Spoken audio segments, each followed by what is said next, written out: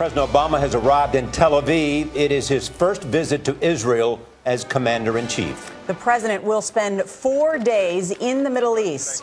And just as the president lands in Israel, nearby in Syria, the government and the rebels are trading accusations of the use of chemical weapons. This is a dangerous situation. Major Garrett is in Jerusalem this morning. Major, good morning. Well, good morning, Nora and Charlie. The question of chemical weapons use in Syria now overshadows President Obama's arrival here in the Middle East. Just a moment ago, the Air Force One touched down at Ben Gurion International Airport in Tel Aviv, where an elaborate welcoming ceremony is still going on. Just hours before the president landed, a top Israeli official said it was, quote, apparently clear that chemical weapons had been used in Syria, either by the dictatorship of Bashar al-Assad or the rebels trying to topple that government.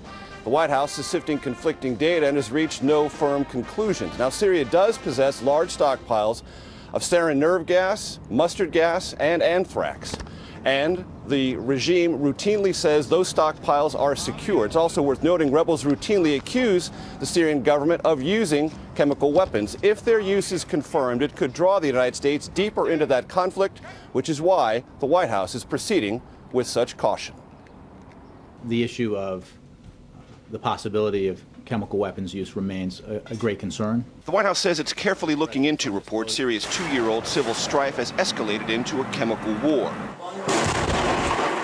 Tuesday, rebel forces accused the regime of launching chemical weapons near the northern city of Aleppo. But Syria's state-run news agency pointed the finger at the opposition, airing this video of alleged chemical attack victims.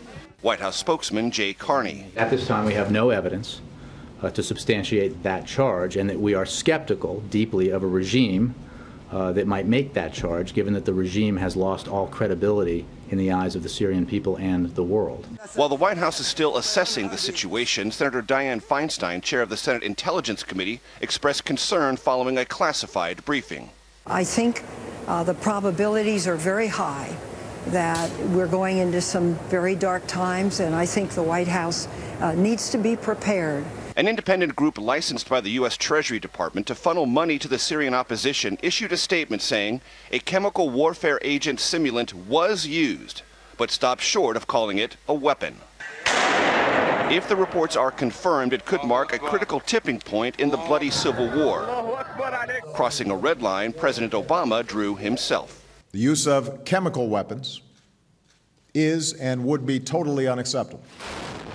And if you make the tragic mistake of using these weapons, there will be consequences and you will be held accountable.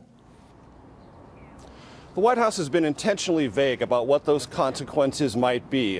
Yesterday, Republican Senators Lindsey Graham and John McCain called for immediate action if reports of chemical weapons use in Syria are confirmed. Syria will, of course, play prominently in talks the president has with Israeli leaders today and Friday when he visits Jordan. Both countries share a border with Syria, and Jordan is already home to hundreds of thousands of refugees from that Syrian civil war. Major Garrett, thanks.